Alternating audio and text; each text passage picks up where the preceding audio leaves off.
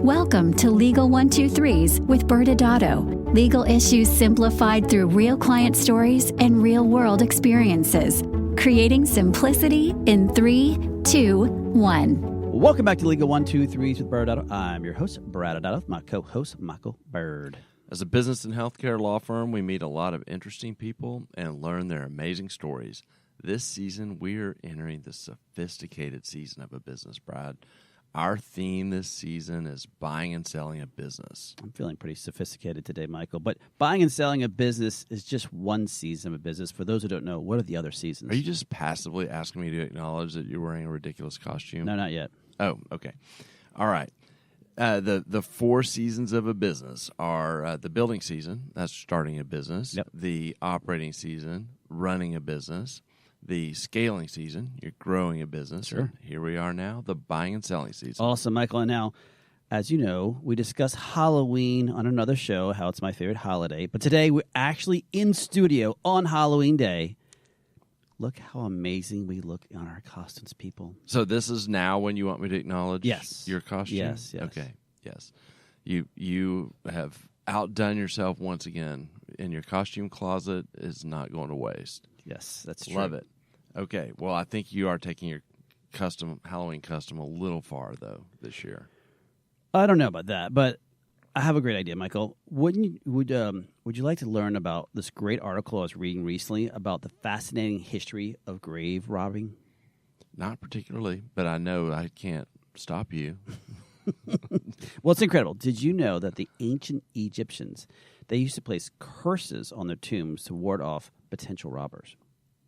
Like I would be cursed by having you as a partner? I mean, as an example. As an example, maybe. yeah. Okay, In theory. Kind of hurt. In the Victorian age, they invented this thing called the mort safes. They were iron cages they'd place across your grave to prevent people from body snatching.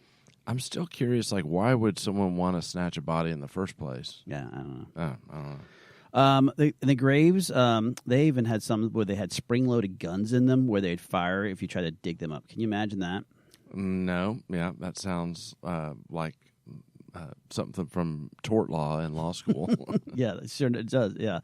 But we have to get more serious now. You know, people trying to protect their final resting place, right? And speaking of which, have you heard this wild news development, this crazy news coming out of England and Wales?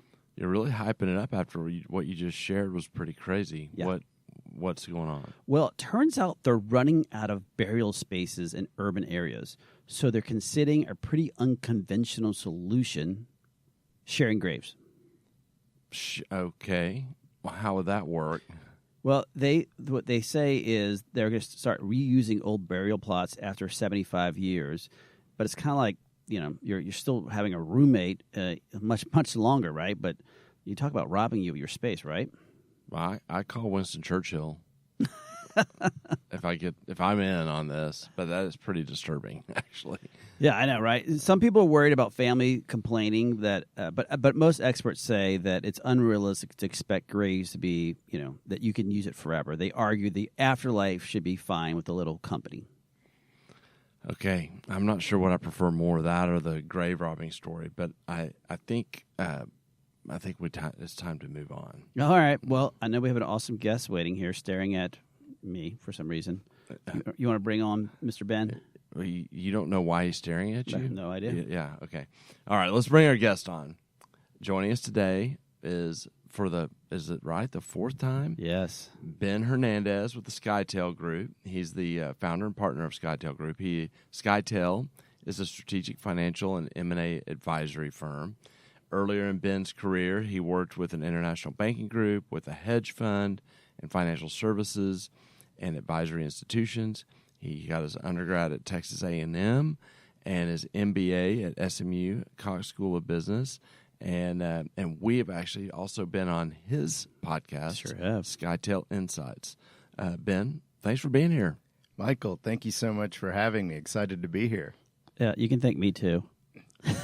Brad, that was on purpose. I still just don't recognize you, so I don't know who I'm talking Well, you know what? That's a good point there. We're going to hit you really hard, really fast right now. So I'll open up with 2 very important questions. 1, do you love Halloween? And 2, are you afraid of grave robbers? I do love Halloween. I don't think I'm afraid of grave robbers. Okay. Probably never thought to think of that. No, yeah, that was a very impromptu question. I don't think so. I think by then I'm gone. All right. Well, good. We settled that. All right, well, let's jump in. And I know you've been on before, but we have some new audience members. So talk to us first. Tell us about Skytale Group, and so the audience can that don't know you can get to know you. Sure. So Skytale Group, we're a healthcare-focused management consulting, investment banking, and private capital firm. And, really what we do within each of those is on the management consulting side, we either help founder-owned businesses, typically multi-site, who want to grow and scale, or we also help private equity or private equity-backed companies either solve very specific issues, or if it's private equity, look at, doing diligence or something like that for them. On the investment banking firm side, we are actually, our team is licensed. It's an actual investment banking firm. And we typically sell founder-owned businesses to private equity, or we raise capital as well, do some buy-side work. And then on the private capital side, we invest in either clients or companies within the healthcare subsectors we play in, typically for growth capital for healthy businesses. How many times have you had to say no to investing in something Brad asked for money for? I mean, every time. So I think it's been about 24 and counting. Well, I have a new Halloween idea for you. So we can talk about that involves afterwards. graves. Yeah, we'll diligence that. Yes. Involves graves. There could be good return in that. Yes. Well, yes. Apparently there is. That's why they have to protect them and curse them. Mm-hmm. Now, Ben, since you've been here and, this is being your fourth one, obviously there's a lot's changed with Skytale, so it's very exciting stuff. And this season, as you heard, we're really focusing on the buying and selling of practice. So I know you have a lot of other areas so we want you to put your buying and selling hat on right now. And, with that background, can you really talk about, what's going on right now in the M&A market that you're seeing from this year and going to next year, especially, obviously, a lot of our clients tell in the medical practice. So what are you seeing right now? Right now, what we're seeing, we're fairly excited. In 2023, if I can go back a year, historically poor M&A market, not only in the United States, but globally. The expectations coming into 24 were that, we were going to improve on that. And that is what we've seen. Mm-hmm. I would say the first half of the year was a very slow uptick. What we've seen, though, in Q3, we have the figures back, and globally in the U.S. mirrors this between 13 and 14% more transactions, and deal values, more importantly, or just as importantly, have gone up even more than that percentage. And then so when you look at why the 50 BIP rate cut had a lot to do with it, in addition to continued expectations that it'll continue to cut next year. Yeah. And the presidential election getting behind us will help. So 25 is looking to be a very exciting year. And then, the other thing to note, large private equity groups had a lot of busted deals in 23. So they're sitting on platforms that they need to get rid of to return capital to their investors. That coupled with a lot of dry powder still sitting on the sideline, they need to put that capital to work.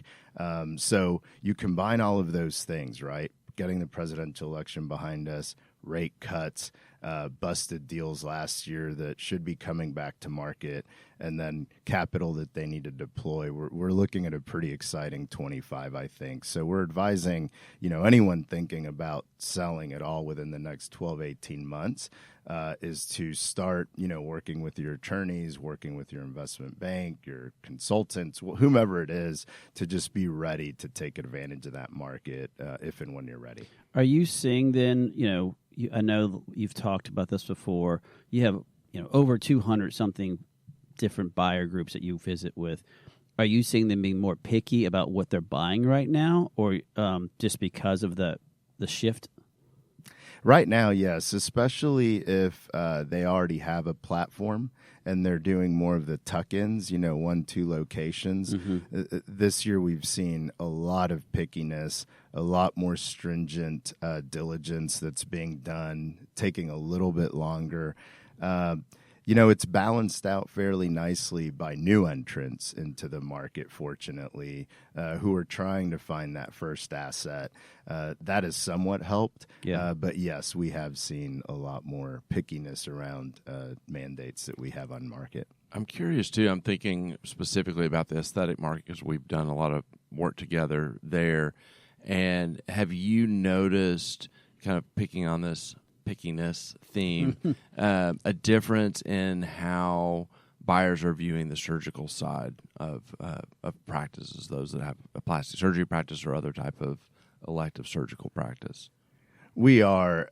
This year especially, what we're seeing is if you're a single surgeon, it's very difficult to find an investor because the company is so dependent on you as a single surgeon. So the question arises of, if I'm going to pay this healthy multiple, this healthy enterprise value for you, how confident am I that in X number of years, these cash flows are going to continue?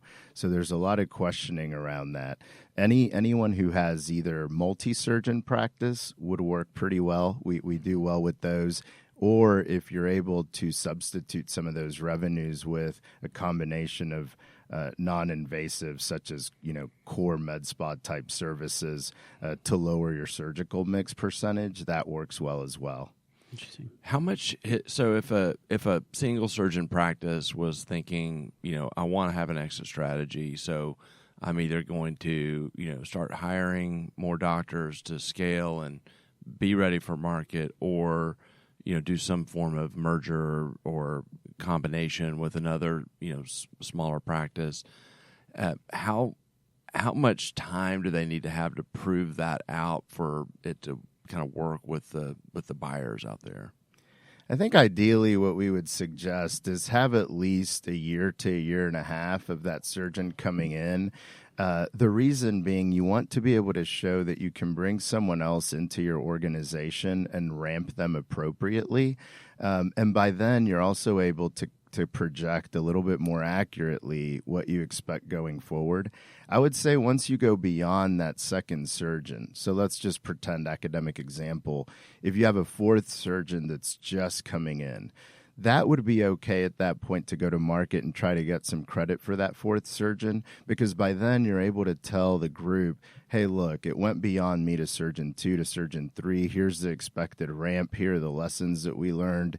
Here's some things that we put in place to make this organization one where you can bring in any surgeon that's quality and have them succeed. So, as you add on more, you can get some credit earlier on, but I think for that first one, at least 12 to 18 months of history. Cool. Well, normally I'll pause and we'll touch on kind of vocabulary words, and I usually ask Brad, but he's dressed so bad today, I think I'm going to have to turn to you. You mentioned the word dry powder, and you referenced rate cuts. Just expand a little bit for the audience that's not in this space, because those are really important factors towards your optimism of the outlook going forward. Are you saying I can't talk about dry powder because you think I'm going to use it as a voodoo curse on you? Yes. Okay. Yes, Brad. I still don't know that that's Brad. But really good questions. I should have defined that. Dry powder means when a private equity group raises a fund, they have a certain amount of capital that they raise. And what dry powder means is that's the money that they have on hand to invest.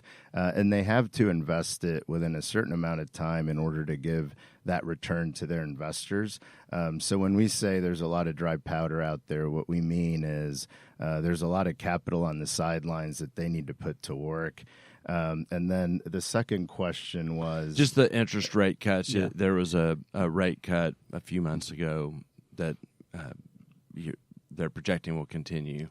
Yes. So, the past couple of years, one of the big themes was, we're in a high inflationary environment. And what that does within the M&A space is, from a lending perspective, banks are lending at much higher rates.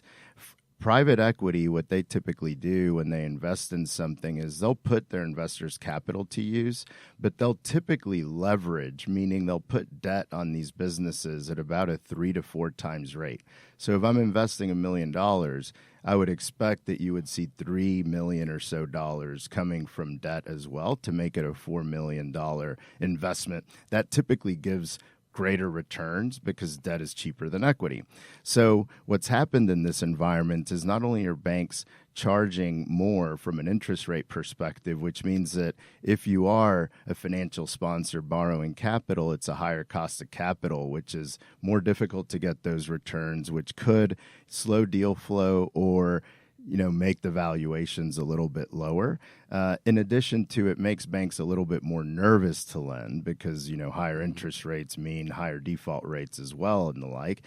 So when we see that 50 bips means 0.5% is essentially what it means. So when we see those rate cuts, now you're in an environment where banks are more eager to lend at lower rates. And from a financial sponsor perspective, they accept that debt a lot more freely because of the lowering of interest rates. Gotcha. Okay, so I have one more question, and then we'll let this voodoo character jump in with something. I can tell he's getting ready to cast a curse on us if we keep talking. So this is a pivot a little bit from what we were just talking about, and I'm curious for your perspective. So we've noticed state legislatures are beginning to consider and debate kind of the pros and cons of passing laws aimed at regulating private equity's role in the healthcare industry. And I'm curious, as states start passing laws which limit or require registration for private equity deals, your perspective on what impact this will have on the deals?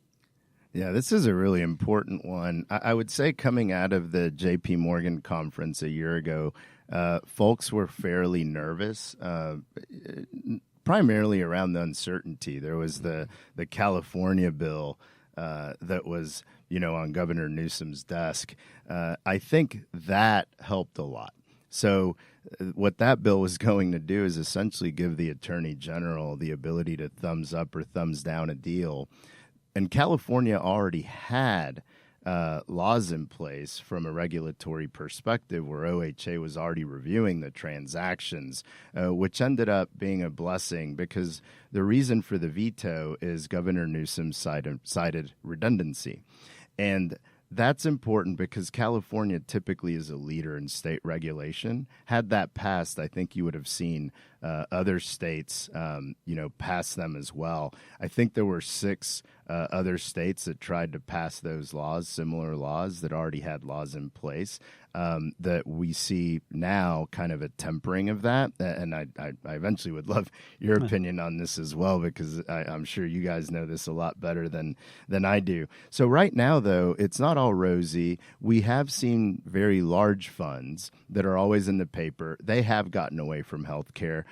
Primarily because of, potential media scrutiny, headline risk, those sort of things, but also regulatory risk. But I think going forward, what we've heard, what we expect is states will continue to pass laws that are, more comparable to what California is already doing. But from a risk perspective, I think only 1 or 2 have busted due to that. So that's important to note, is that they're typically passed. And, OHA specifically are looking at the data and asking, why is more needed? They think it's fine. So that part is good news. And then, I hope that as this happens, this is an interesting statistics that healthcare providers that are private equity backed, this one's for you, Brad. Awesome. From a revenue perspective, that are private equity backed, it's only 3.3%. So you have to ask the question, how many resources do you really need to deploy to private equity backed transactions? And some of the recent ones that we've seen don't even mention private equity, but would love to your guys' opinion on this. I'd love to learn a little more here. Yeah, and some of the ones that we were watching that still hadn't passed, the deals that we were doing weren't going to be affected at all because they were looking at these more global hospital systems or very large healthcare groups that were much higher than what you typically think from probably the typical deals that we come across our desk. So I know that in some states, even if it did pass, it wouldn't impact the market that we play in. In other states, it's just a registration process.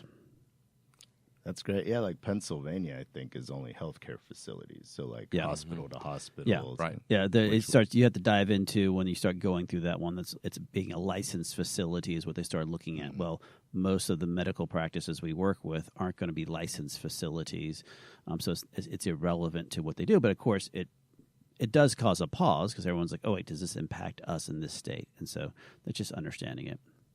It's interesting from your perspective too. But so that was more of a very high level that Michael kind of hit you with. I'm going to kind of from audience members who are sitting there listening, going, "Okay, great, my state's fine."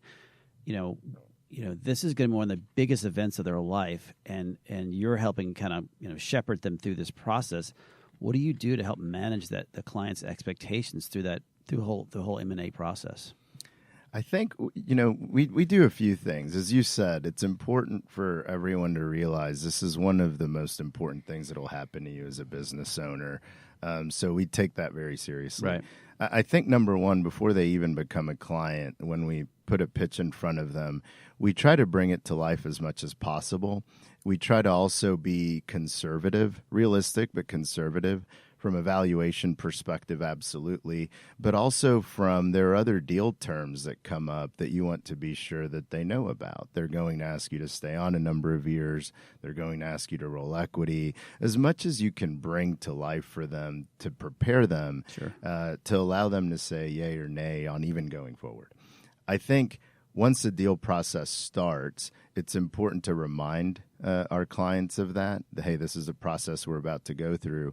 And then as you go through the process, it's very important to keep in communication with them. So we're talking to them on a very frequent basis while allowing them to run their businesses. So they're always aware of where we are in the deal process. If we get a phone call from the buyer, we immediately update them on that and what it means. And I think it's especially important if you get news that are not ideal, to immediately update the client and what it means. We also like to talk about what we consider to be market, which initially to them sounds like a made-up word, but when you break it down, it simply means, look, if there are 10,000 transactions out there, it's really difficult to ask for a 2-mile non-compete, right? Sure. When the average is 10 to 20, academic example. So I think just constant communication and earning that trust to where you limit surprises are some of the things that we like to do. Cool. This may be our last question. We'll see. We're starting to run up on time, but I want to kind of have you think back to an M&A deal, maybe a transaction that had some challenges to it, just to paint a picture for the audience on what are some examples of key obstacles that you've faced and how you helped overcome those? I think two that are pretty thematic, depending on client. One would be when you're selling your business, just know that anything that you're doing during that time, you're going to refresh the data for the buyer. So one of them is if you're either not tracking to projections or your business lowers, you might get a phone call that the business terms may now be different. So what we've done in those cases is, number one, you have to answer, if you're a declining business, where is the floor? Because otherwise, if you think about it from a buyer perspective, it's very difficult to value that. Because as you keep declining, the implied multiple goes up. So where's the floor? Once we get them comfortable with that, we do our best to hold value at least. So if there's a reduction in cash and or equity, some options maybe, could we take more equity and lower the cash? Or, can you leave the potential for our client to reach that number and put it in way of an earnout because we're confident that the business is going to come back. So from a totality perspective, maybe you don't get it up front, you get it later. So there are always levers that you can pull there, and buyers are usually fairly good at being team members if they want to get the deal done.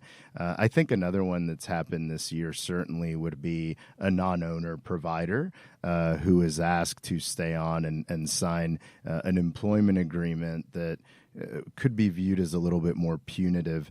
In those cases, no rational human is going to sign that without a reason.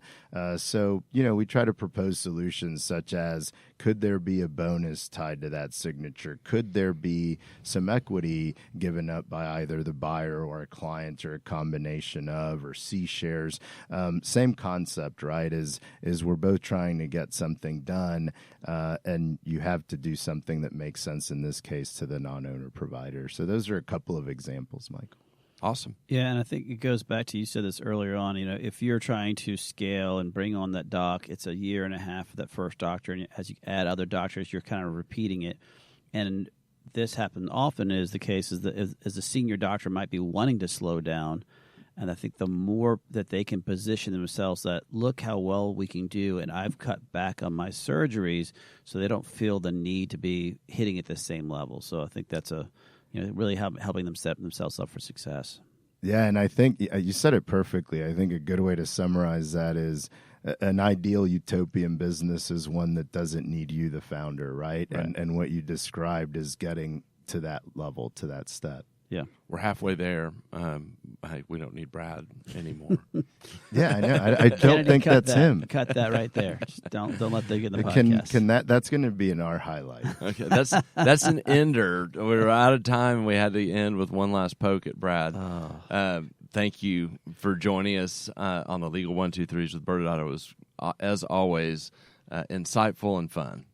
Thank you so much, Michael and Brad, for having me on. I truly appreciate it. Always enjoy the time with you guys. Awesome. Well, we'll go to break and come back with a quick little wrap-up. Many business owners use legal counsel as a last resort rather than as a proactive tool that can further their success. Why? For most, it's the fear of unknown legal costs. ByrdAdatto's Access Plus program makes it possible for you to get the ongoing legal assistance you need for one predictable monthly fee. That gives you unlimited phone and email access to the legal team, so you can receive feedback on legal concerns as they arise. Access Plus, a smarter, simpler way to access legal services. Find out more. Visit ByrdAdatto.com today. Well, welcome back to Legal 1-2-3s with ByrdAdatto. I'm your host, ByrdAdatto, with my co-host, Michael Byrd. Now, Michael, this season we're focusing on Halloween. No. Okay. But it is Halloween Day still, right? It is. Okay. I didn't want to make sure when Ben left, I didn't know if we had a time warp or anything. But we are focusing on buying and selling of a business, Michael. And, Ben had a lot of good takeaways, but I'd like maybe in maybe about a minute or so, you can kind of have a legal wrap-up.